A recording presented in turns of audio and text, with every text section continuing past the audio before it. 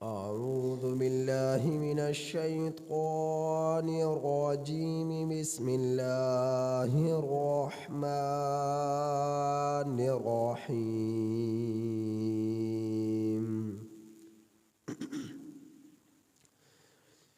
الذين قالوا لإخوانهم وقعدوا لو أطاعونا ما قتلوا. الذين قالوا لإخوانهم وقعدوا لو أطاعونا ما قتلوا. قل فادرءوا عن أنفسكم الموت إن كنتم صادقين. ولا تحسبن الذين قتلوا في سبيل الله أمواتا بل أحياء عند ربهم يرزقون. فرحين بما آتاهم الله من فضله ويستبشرون بالذين لم يلحقوا بهم من خلفهم ألا خوف عليهم ولا هم يحزنون. يستبشرون بنعمة من الله وفضل وأن الله لا يضيع أجر المؤمنين. سورہ آل عمران کی آیت نمبر 168 تا 171 آپ حضرات کے سامنے تلاوت ہوں. ان آیات کریمہ کا ترجمہ یہ ہے: الذین قالوا، وہ لوگ کفر کے زیادہ قریب ہیں، قالوا، جنہوں نے کہا، یعنی منافقین نے، لِإِخْوَانِهِمْ، اپنے بھائیوں کے بارے میں، وَقَعَدُوا، اور خود بیٹھے رہے جہاد سے، لَوْ أَطَاعُونَا، اگر وہ لوگ ہماری اطاعت کرتے، ہمارا کہا مان لیتے، ہماری بات مان لیتے، ما قتلوا، تو قتل نہ کیے جاتے، شہید نہ ہوتے، قتل نہ ہوتے. قل، اے میرے پیغمبر محمد مصطفیٰ صلی اللہ علیہ وسلم، آپ کہہ دیجئے، فادرؤ، تم ٹال دو، فادرؤ، تم دور کر دو، تم ٹال دو، انفسکم الموت، اپنی جانوں سے موت کو، ان کنتم صادقین، اگر تم لوگ سچے ہو. ولا تحسبن الذین قتلوا، اور نہ گمان کرو تم لوگ ان لوگوں کے بارے میں جو قتل کیے گئے، شہید کیے گئے، فی سبیل اللہ، اللہ کے راستے میں، امواتا، مردہ، بل احیاء، بلکہ وہ زندہ ہے، عند ربہم، اپنے رب کے ہاں، یرزقون، روزی دی جاتی ہے انہیں،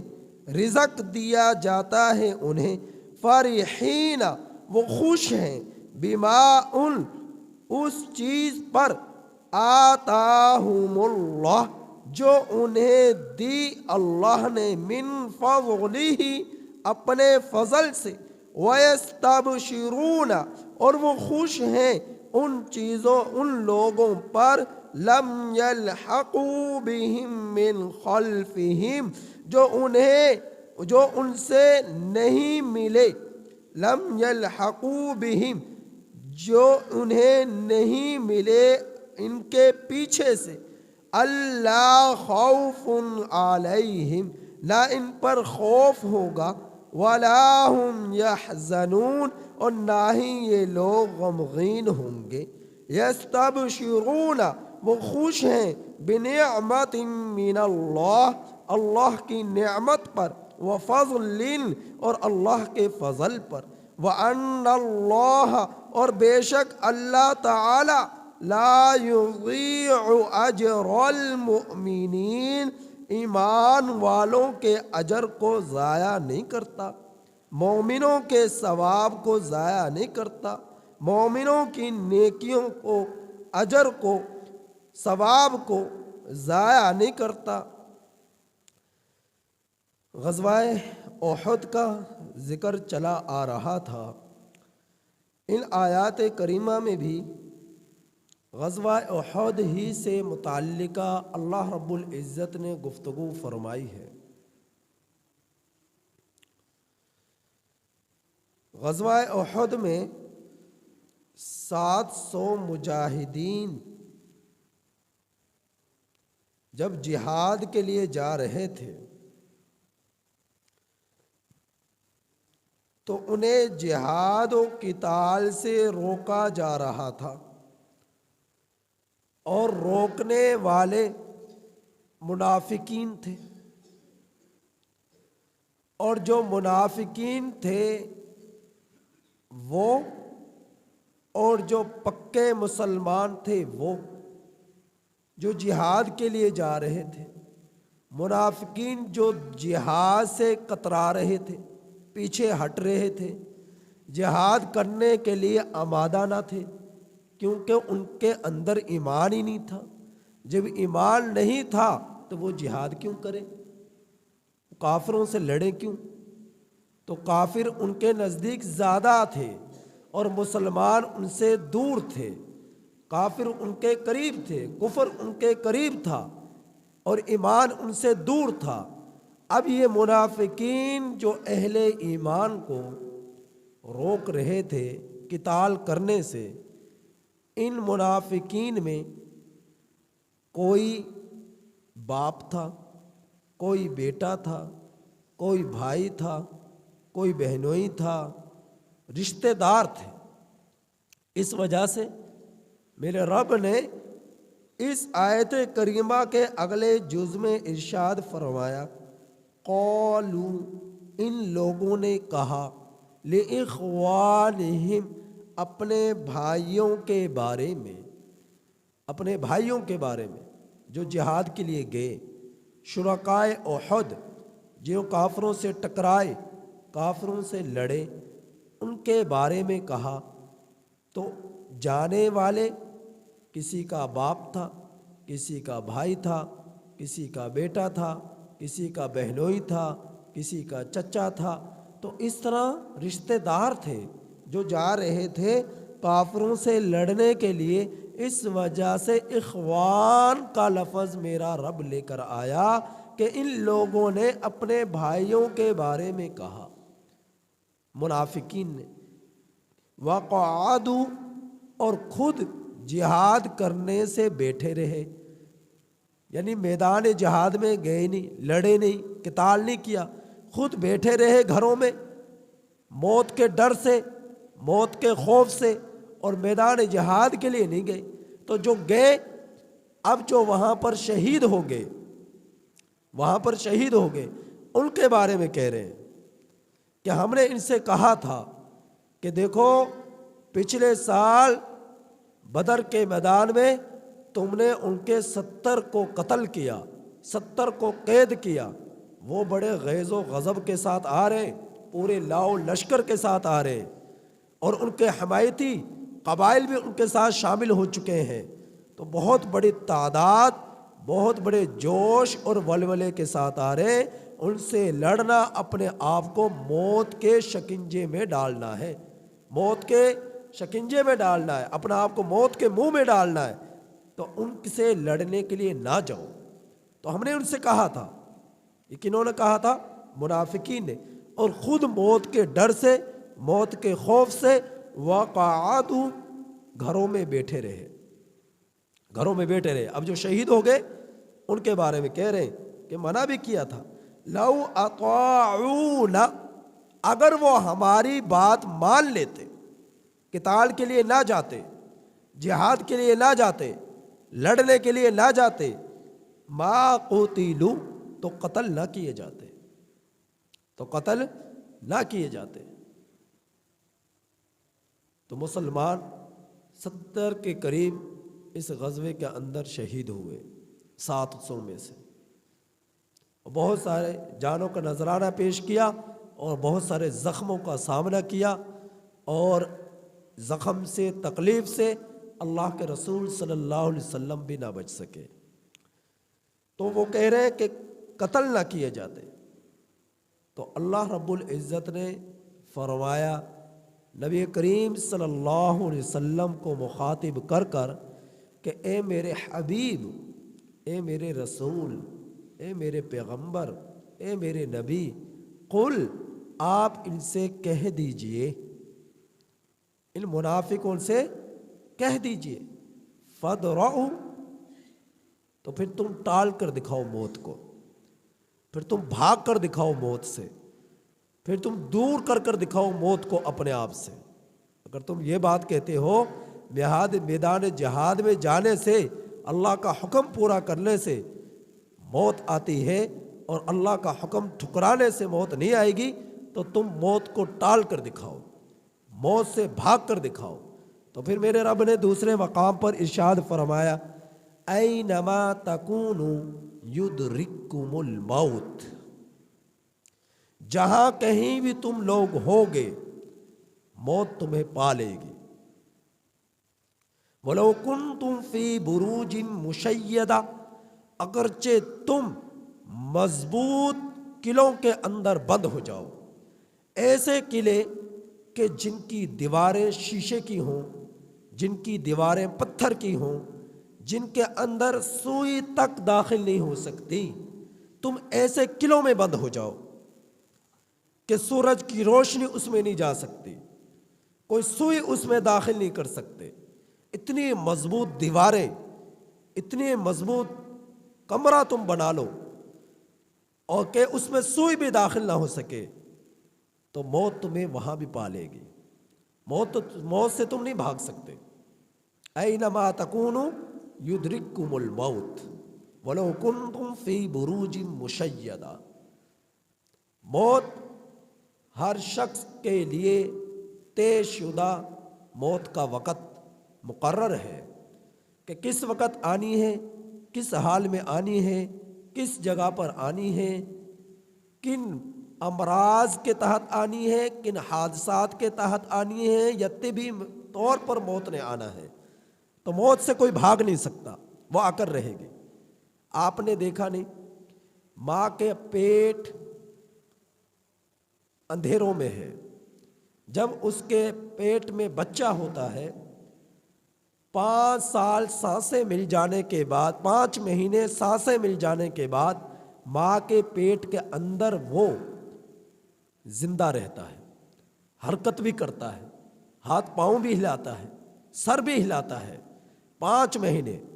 4 مہینے کے بعد روح اس کے بدن میں ڈال دی جاتی ہے، اور 4 مہینے کے بعد 5 مہینے، 9 مہینے بچہ ماں کے پیٹ میں رہتا ہے، 5 مہینے وہ زندہ رہتا ہے. اب اس کو سورج کی روشنی نہیں مل رہی، اسے دنیا کی ہوا نہیں مل رہی، اسے دنیا کی خوراک نہیں مل رہی، لیکن وہ بچہ میرے رب نے اس کو ایسا ماں کے پیٹ کی انتڑیوں سے جوڑ دیا کہ ان انتڑیوں کے بنا کے جڑنے سے اللہ رب العزت اس کے پورے جسم میں حرکت پیدا کر رہا ہے. وہ اپنا سر ہلا رہا ہے، وہ اپنے ہاتھ ہلا رہا ہے، وہ اپنے پاؤں ہلا رہا ہے، وہ اپنے پاؤں ہلا رہا ہے، اس میں شعور آ جاتا ہے.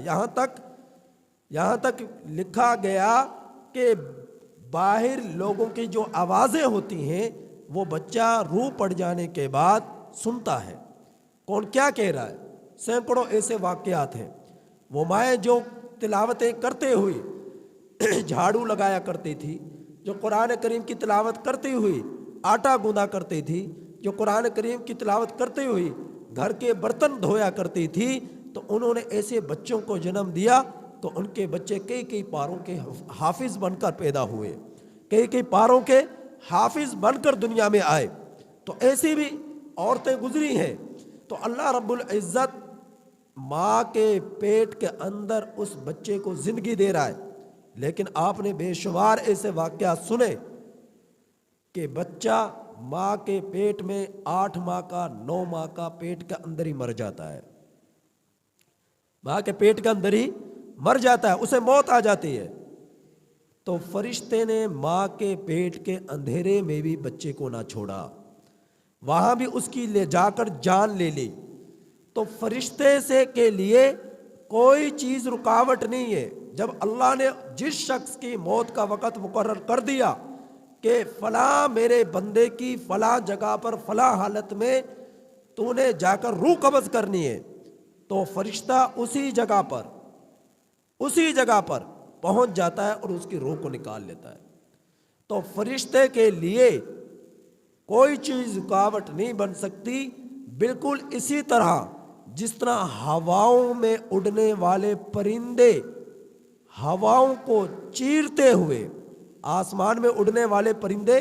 ہواؤں کو چیرتے ہوئے اپنے منزل کی طرف بڑھتے چلے جاتے ہیں، ہوائیں ان پرندوں کو نہیں روک سکتی، اسی طرح اللہ کے فرشتے کو، حضرت اسرائیل علیہ السلام کو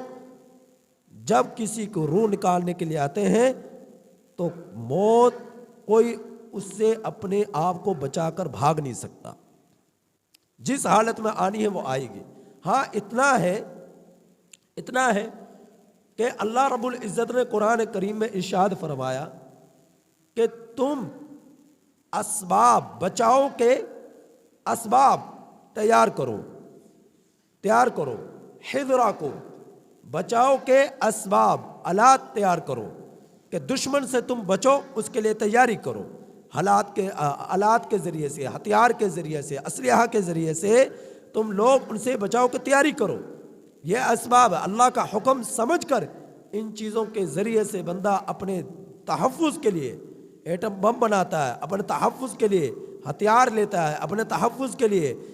تلوار لیتا ہے، اپنے تحفظ کے لیے نیزے لیتا ہے، اپنے تحفظ کے لیے جو ہے تیر لیتا ہے۔ تو یہ اس کے حدیث مبارکہ کے اندر فَخُذُوا حِذْرَكُمْ کہ قرآن کریم میں اللہ تعالیٰ نے ارشاد فرمایا اپنے بچاؤ کی تیاری کرو، اپنے بچاؤ کے اسباب کی تیاری کرو۔ تو لیکن یہ صرف اللہ کا حکم مان کر کرنا ہے، یہ ضروری نہیں ہے کہ ان کے ہوتے ہوئے تمہیں موت نہیں آئے گی۔ تو اسی طرح پر جب بیمار ایک بندہ ہوتا ہے اور اپنا علاج معالجہ اللہ کے نبی کے حکم کی تعمیل میں، سنت کی تعمیل میں، اللہ کے رب العزت کے نبی کی سنت کی تعمیل میں علاج معالجہ کراتا ہے، بخار آ گیا، پیٹ میں درد ہو گیا، سر میں درد ہو گیا، جسم میں تکلیف ہو گئی، وہ ڈاکٹروں کے پاس جاتا ہے، اپنا علاج کراتا ہے۔ تو یہ اس غلط فہمی سے نکل جائے کہ میں لاکھوں روپے کے انجیکشن لگوا کر موت سے بچ جاؤں گا، میں لاکھوں روپے کی دوائی لے کر موت سے بچ جاؤں گا۔ بسا اوقات انسان ذرا سا سر میں درد ہوا اور موت آ گئی، اور بسا اوقات 20 برس گزر گئے، چارپائی پر لیٹا ہوا ہے اور بیماری کی حالت ہے، کھایا پیا بھی نہیں جاتا لیکن موت نہیں آتی، کیونکہ اس کا طے شدہ وقت مقرر ہے۔ جب تک وہ اپنے زندگی کا طے شدہ وقت پورا نہیں کر لے گا اس وقت تک اسے موت نہیں آئے گی، تو موت ہر حال میں آتی ہے۔ یہ علاج معالجہ کرنا یہ اللہ کے نبی کی سنت کو اختیار کرتے ہوئے کہ حکم ہے کہ جب تم بیمار ہو تو اپنا علاج کرواؤ، اطباء سے علاج کرواؤ، حکما سے، اطباء سے علاج کرواؤ، ڈاکٹر سے علاج کرواؤ۔ تو اپنی دوائی لو اور اس کے ذریعے سے اپنی صحت کو صحت مند رہنے کی کوشش کرو۔ صحت اللہ نے دینی ہے، بیماری بھی اللہ ہی دیتا ہے، لیکن علاج کرانا یہ سنت ہے۔ تو نبی کی سنت کی تعمیل میں علاج کراتا ہے تو یہ بھی اجر ہے، لیکن یہ ایسا نہیں ہو سکتا کہ علاج کرانے سے تم موت کو پیچھے دھکیل دو، انجیکشن قیمتی لگوانے سے موت کو اپنے طے شدہ وقت مقررہ سے تم پیچھے کر دو، ایسا نہیں ہو سکتا۔ موت نے جس وقت آنا ہے وہ آ کر رہے گی، وہ آ کر رہے گی۔ تو اللہ تعالیٰ ان لوگوں سے، آپ صلی اللہ علیہ وسلم کو فرما رہے کہ آپ ان سے کہیے، آپ ان منافقون سے کہیے کہ اچھا اگر تمہیں یہ لگتا ہے کہ میدان جہاد میں جانے سے موت آئی ہے، گھر میں بیٹھنے سے موت نہیں آ سکتی، تو ان سے کہیے، کیا فرمایا کہ قُلْ فَادْرَعُوا عَنْ أَنفُسِكُمُ الْمَوْتِ، تم دور کر دو اپنی جانوں سے موت کو، ان کنتم صادقین، اگر تم سچے ہو، اگر تم سچے ہو تو تم بچ کر دکھاؤ۔ جب موت نہ آنا ہے تمہیں گھر بیٹھے بھی موت آ جائے گی۔ تو وَلَا تَحْسَبَنَّ الَّذِينَ قُتِلُوا، اللہ تعالیٰ نے فرمایا تم گمان نہ کرو ان لوگوں کے بارے میں جو قتل کیے گئے اللہ کے راستے میں، جو شہید کیے گئے اللہ کے راستے میں، امواتا، مردہ گمان نہ کرو، بل احیاء عند ربہم، بلکہ وہ زندہ ہیں اپنے رب کے ہاں، فرحون عند ربہم، اپنے رب کے ہاں، یرزقون، رزق دیا جاتا ہے، رزق دیا جاتا ہے، بلکہ وہ زندہ ہے اپنے رب کے ہاں، انہیں رزق دیا جاتا ہے، روزی دی جاتی ہے۔ اب جو اللہ کے راستے میں شہید ہو گیا، اللہ کے راستے میں شہید ہو گیا، مارا گیا، تو وہ شہید کہلایا، اور اللہ کے راستے میں اعلاء کلمات اللہ کے لیے لڑتا ہوا اس دنیا سے دار البقاء کی طرف منتقل ہو گیا، تو وہ شہید کہلایا۔ تو شہید کو میرے رب نے ایسا مقام دیا، ایسا مقام دیا کہ دنیا والوں کی نظر میں وہ مر چکا ہے، لیکن اللہ کی نظروں میں وہ مرا نہیں ہے، بلکہ وہ زندہ ہے، وہ زندہ ہے، بس تمہارے نظروں میں وہ مر چکا۔ قبر کی زندگی، حدیث پاک میں آتا ہے، اللہ کا رسول صلی اللہ علیہ وسلم نے فرمایا جب کسی شخص کو موت آتی ہے، موت آ جانے کے بعد جب اس کے لواحقین اسے قبر میں چھوڑ کر چلے جاتے ہیں، اس کی تدفین کر کر چلے جاتے ہیں، وہ اپنے لواحقین کی، اپنے ورثاء کی، اپنے رشتہ داروں کی قدموں کی کھنکھناہٹ سن رہا ہوتا ہے کہ اللہ رب العزت کے فرشتے منکر نکیر اس کے پاس آتے ہیں اور اسے پوچھتے ہیں، سوال جواب کا سلسلہ شروع ہوتا ہے، یعنی وہ چھوڑ کر گئے اور قبر میں اسے لٹایا، اور اللہ رب العزت نے اس کے روح کا ربط اس کے ساتھ، اس کے جسم کے ساتھ جوڑ دیا، اس کے جسم کے ساتھ جوڑ دیا۔ اب اس کے اندر زندگی آ گئی، لیکن وہ زندگی ایسی نہیں جس طرح ہم لوگ دنیا کے اندر رہ کر زندہ ہیں، دیکھ رہے ہیں، سن رہے ہیں، تو ایسی زندگی جو پوری عقل کے ساتھ ہو، پورے شعور کے ساتھ ہو، ایسی زندگی نہیں، بلکہ ہر شخص کو زندگی وہاں پر اس کے اعمال اور تقوی کی بنا پر ملے گی۔ اور سب سے اعلیٰ زندگی قبر کی پیغمبروں کو ملتی ہے، سب سے اعلیٰ زندگی پیغمبروں کو ملتی ہے، کہ اللہ قبروں میں، حدیث پاک میں آتا ہے، پیغمبر نماز بھی پڑھتا ہے، اللہ رب العزت کی عبادت بھی کرتا ہے قبر کے اندر۔ اس وجہ سے پیغمبر جب دنیا سے چلا جاتا ہے تو ان کی بیویوں سے نکاح کرنا بھی جائز نہیں ہوتا۔ پیغمبر جب دنیا سے چلا جائے تو جو بیوی ان کی رہ جائے تو ان ازواج سے نکاح کرنا جائز نہیں ہوتا۔ نبی کریم صلی اللہ علیہ وسلم جب دنیا سے تشریف لے گئے تو ازواج مطہرات کو یہ خطاب آپ صلی اللہ علیہ وسلم کی زندگی میں امہات المؤمنین کے نام سے دیا گیا کہ یہ مومنوں کی مائیں ہیں۔ اب جتنے بھی امت کے افراد ہیں سب کی مائیں ہیں ازواج مطہرات، سب کی مائیں۔ تو ماں سے کبھی نکاح نہیں ہوا کرتا، ماں سے کبھی نکاح نہیں ہوا کرتا۔ تو نبی کریم صلی اللہ علیہ وسلم کی ازواج سے امت کے کسی فرد کے لیے بھی نکاح جائز نہیں، کیونکہ وہ امت کی مائیں ہیں، وہ امت کی مائیں ہیں۔ اور اس وجہ سے نکاح نہیں ہو سکتا، اس وجہ سے بھی نکاح نہیں ہو سکتا کیونکہ نبی، بس یوں کہہ لے کہ دنیا کے اندر آنکھیں بند ہوئی لیکن ان کے اندر شعور ہے، شعور ہے، ان کا اندر سمجھنے کی طاقت ہے، اور ان میں سب سے زیادہ حیات کے اثرات ہیں۔ پوری عام انسانوں کے مقابلے میں، ولیوں کے مقابلے میں، شہداء کے مقابلے میں، متقیوں کے مقابلے میں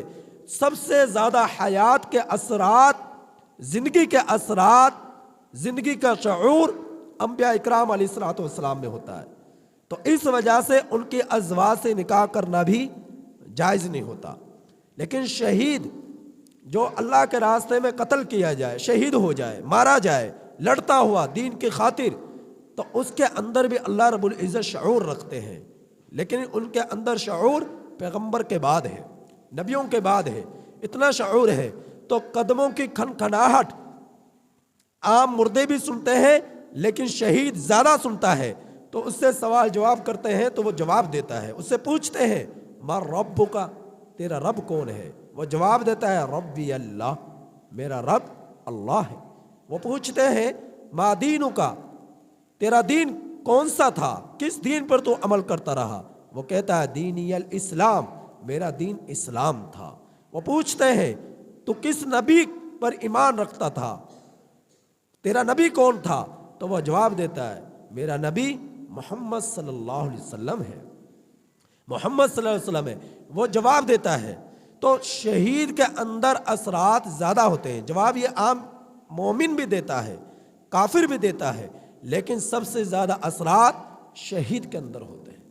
شہید کے اندر ہوتے ہیں۔ تو اللہ کا رسول صلی اللہ علیہ وسلم نے ارشاد فرمایا پھر اس کی قبر اس کے لیے کھل جاتی ہے،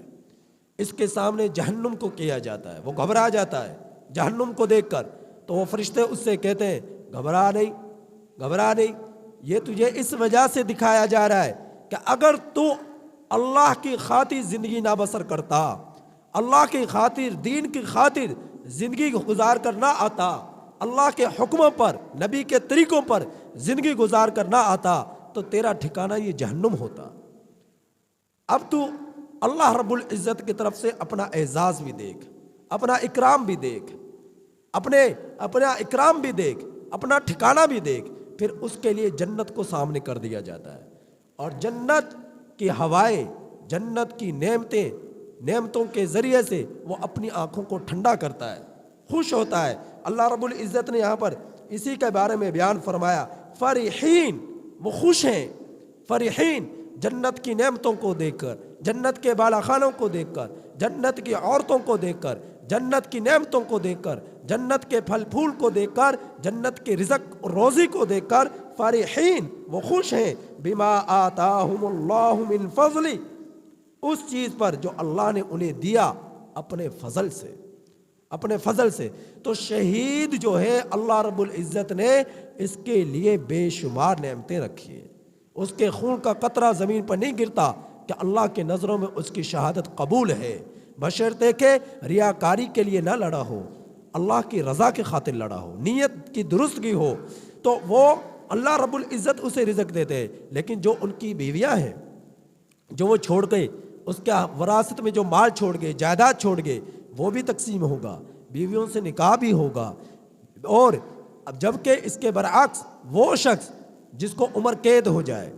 جس کو سزائے موت ہو جائے، تو جب تک اس کو سزائے موت نہیں ہو جاتی، یعنی مرتا نہیں، اب دنیا والے کی نظر میں پتا ہے کہ اب یہ جیل سے، قید سے باہر نہیں آ سکتا، اس کے لیے سزائے موت کا اعلان ہو گیا۔ اب دنیا والوں کو پتا ہے اب اس کو عمر قید کا اعلان ہو چکا، اور اب یہ جب تک زندہ ہے قید خانے سے باہر نہیں آ سکتا،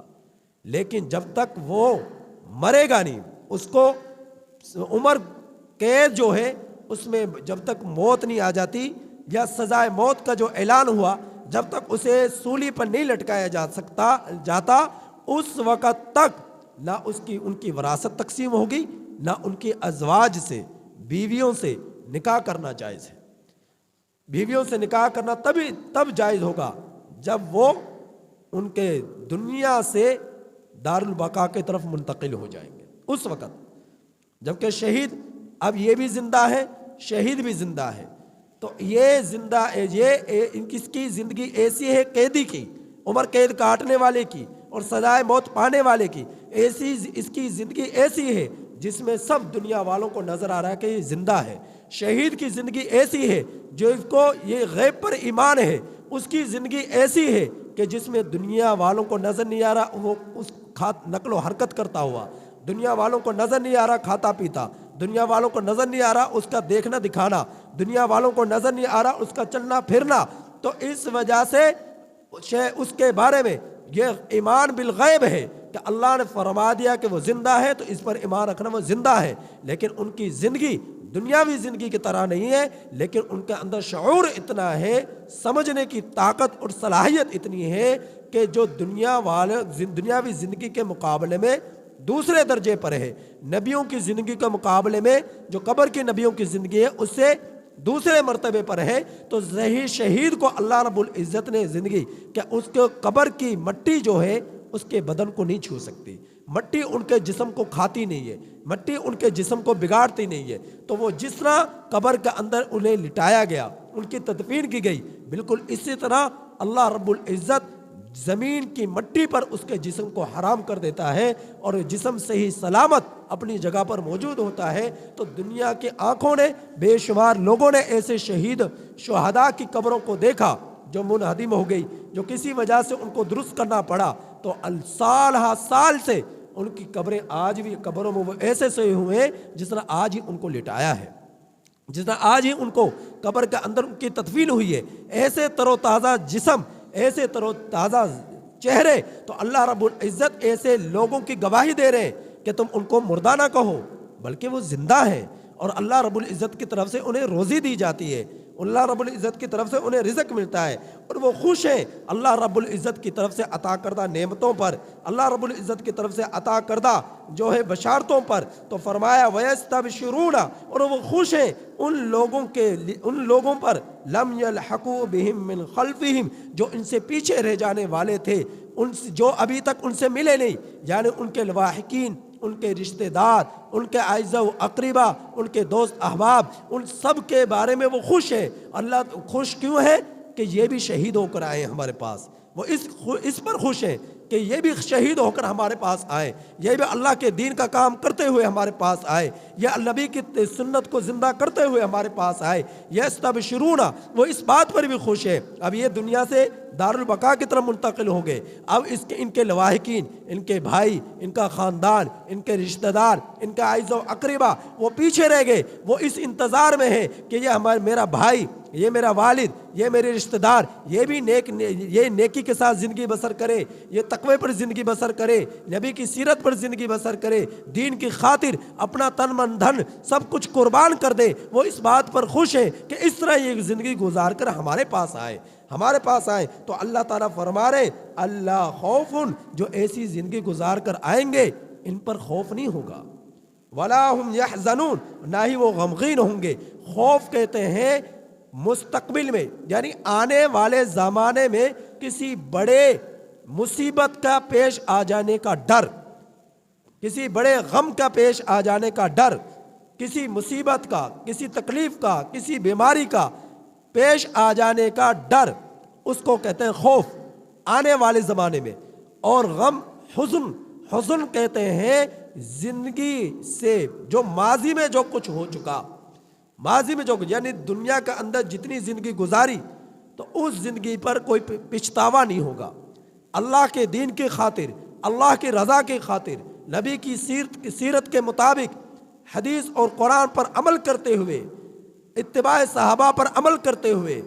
عظمت صحابہ کا عقیدہ اور نظریہ دلوں میں رکھتے ہوئے، دین کی خاطر اپنا تن من دھن سب کچھ قربان کر اللہ کے حضور پیش ہو گئے، تو اللہ تعالیٰ فرما رہے دنیاوی زندگی کے کسی عمل پر ان کو حزن نہیں ہوگا، غم نہیں ہوگا کسی بھی کام پر۔ تو ایسی زندگی اللہ رب العزت ان لوگوں کو دینے والے ہیں جو اللہ رب العزت کے لیے اپنا تن من دھن سب کچھ قربان کر دیتے ہیں، تقوی پر زندگی گزارتے ہیں۔ اللہ خوف علیہم، نہ ان پر خوف ہوگا، ولا هم یحزنون، اور نہ ہی یہ غمگین ہوں گے۔ یستبشرون بنعمت من اللہ، اور یہ خوش ہوں گے اللہ کی نعمت پر، اللہ کے فضل پر، جو جنت میں اللہ رب العزت انہیں عطا فرمائے گا، برزخ کی زندگی میں جو اللہ رب العزت انہیں عطا فرمائے گا۔ وَأَنَّ اللَّهَ لَا يُضِيعُ أَجْرَ الْمُؤْمِنِينَ، اور اللہ تعالیٰ ایمان والوں کے اجر کو ضائع نہیں کرے گا۔ جو بھی نیکیاں کر رہے ہیں، جو بھی ہے اللہ کی عبادات کر رہے ہیں، شہید ہو یا تقوی کے ساتھ زندگی گزارنے والا ہو، نمازیں پڑھنے والا ہو، روزے رکھنے والا ہو، صدقہ خیرات کرنے والا ہو، حقوق اللہ کی ادائیگی کرنے والا ہو، حقوق العباد کی ادائیگی کرنے والا ہو، اللہ رب العزت ایسے لوگوں کی نیکیوں کو ضائع نہیں کرے گا، ایسے لوگوں کے اعمال کو ضائع نہیں کرے گا، بلکہ اللہ رب العزت ان کے ایک ایک نیکی کا بدلہ 10 گنا سے لے کر 700 گنا تک انہیں عطا فرمائے گا۔ یہ اللہ رب العزت کی طرف سے وعدہ ہے اہل ایمان کے لیے، ایمان والوں میں سے متقیوں کے لیے، یہ اللہ تعالیٰ کی طرف سے وعدہ ہے۔ تو ہمیشہ اللہ رب العزت سے اللہ تعالیٰ کے ان نعمتوں کے حصول کے لیے ہمیشہ اللہ کی رضا کے لیے زندگی گزارنی چاہیے کہ میرا رب مجھ سے کس طرح راضی ہو جائے، میرے نبی مجھ سے کس طرح راضی ہو جائے، میں اپنے نبی کی سیرت پر کس طرح زندگی گزارنے والا بن جاؤں، میں اپنے رب کے حکموں کی تعمیل میں کس طرح زندگی گزارنے والا ہو جاؤں کہ میرا رب بھی مجھ سے راضی ہو، مجھے اس حال میں موت آئے کہ میرا نبی بھی مجھ سے راضی ہو، میرا اللہ بھی مجھ سے راضی ہو۔ تو ہمیشہ اس چیز کی تمنا کرنی چاہیے۔ اللہ تعالیٰ سے دعا ہے کہ اللہ تعالیٰ ہم میں سے ایک کو دین اسلام کی کامل سمجھ عطا فرمائے۔